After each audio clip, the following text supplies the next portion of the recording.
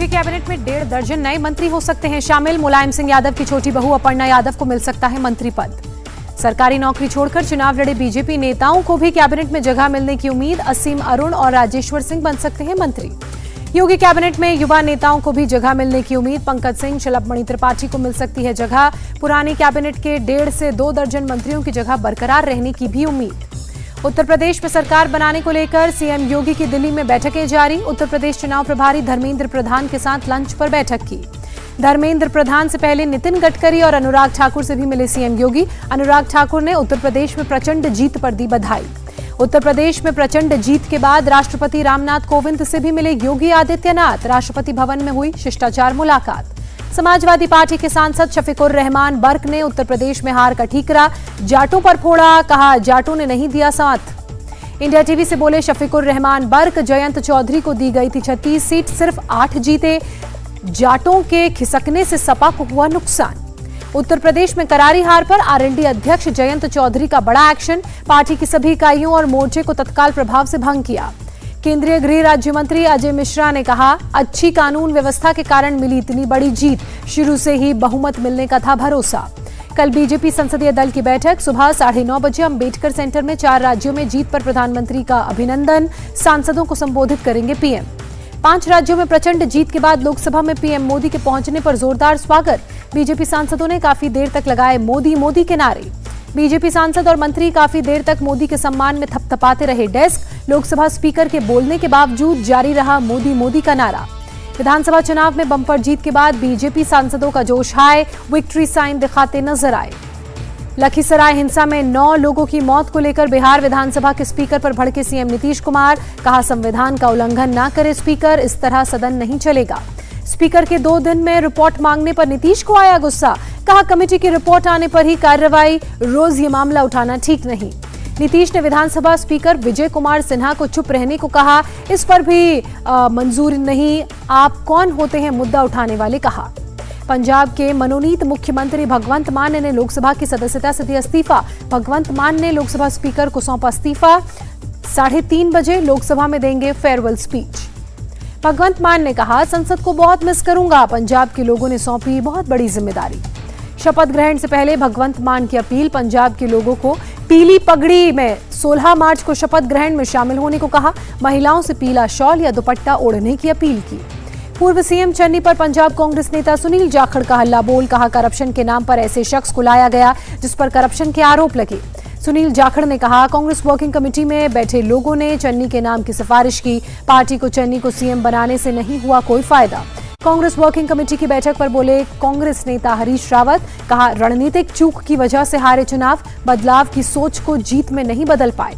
हरीश रावत ने आलाकमान की भावना के मुताबिक जीत नहीं दर्ज करने के लिए खेद जताया। कहा, संगठन में कमियों को जल्द करेंगे दूर, हमें एकजुट होकर करना होगा काम।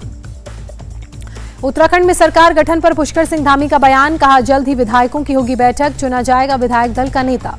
उत्तराखंड में नई सरकार के गठन की कवायद तेज। होली के अगले दिन विधायक दल की हो सकती है बैठक। मीटिंग में नए मुख्यमंत्री के नाम पर लगेगी मुहर। बीजेपी विधायक विश्वजीत राणे ने गोवा के सीएम पद पर ठोकी अपनी दावेदारी। पत्नी दिव्या राणे ने गोवा के अखबारों में दिया विज्ञापन। गोवा में नई सरकार को लेकर अनिश्चितता के बीच विधायकों का शपथ ग्रहण शुरू। राज्यपाल ने गणेश गंगवार को दिलाई प्रोटेम स्पीकर की शपथ। गोवा के राज्यपाल ने कल बुलाई विधानसभा की बैठक। नवनिर्वाचित विधायकों को दिलाई जाएगी सदस्यता। गोवा में 15 मार्च को पुरानी विधानसभा का कार्यकाल हो रहा है खत्म। मंगलवार को है गोवा विधानसभा का आखिरी दिन। अब होली के बाद नई सरकार की शपथ। सूत्रों के मुताबिक बीजेपी बोर्ड ने गोवा के लिए पीयूष गोयल और बीएल संतोष को नियुक्त किया पर्यवेक्षक। दोनों गोवा विधायक दल का चुनेंगे नेता।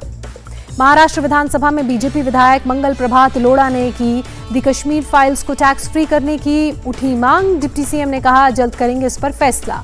महाराष्ट्र में कश्मीर फाइल्स को टैक्स फ्री करने पर विवाद बढ़ा। नीतीश राणे ने उद्धव से फिल्म को टैक्स फ्री करने की मांग की।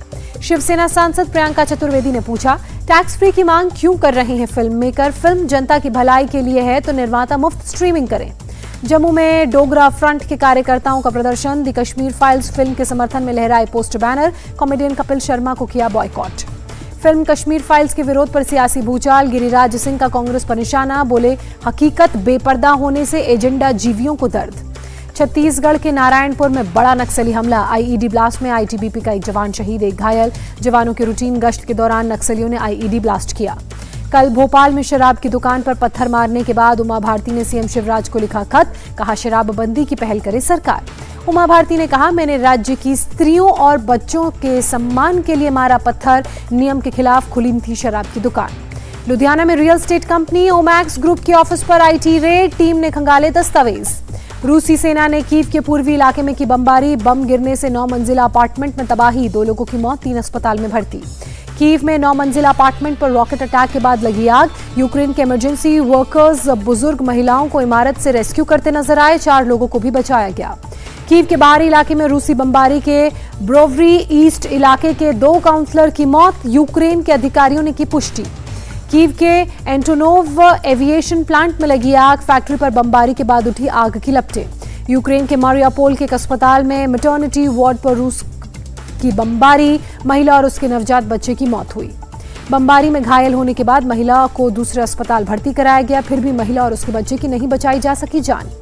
आज स्थानीय समय के मुताबिक 10:30 बजे होगी रूस यूक्रेन की बातचीत। वीडियो लिंक में एक दूसरे से बात करेंगे दोनों देशों के प्रतिनिधिमंडल। 16 मार्च से 12 से 14 साल के बच्चों को लगेगी कोरोना वैक्सीन, 60 साल से ज्यादा उम्र वाले लोगों को लगेगी प्रिकॉशन डोज। केंद्रीय स्वास्थ्य मंत्री मनसुख मांडविया ने ट्वीट कर दी जानकारी। ऑस्ट्रेलिया ने पाकिस्तान के खिलाफ दूसरे टेस्ट में 9 विकेट पर 556 रन के स्कोर पर घोषित की पहली पारी, 2.5 दिन से ज्यादा की बैटिंग की।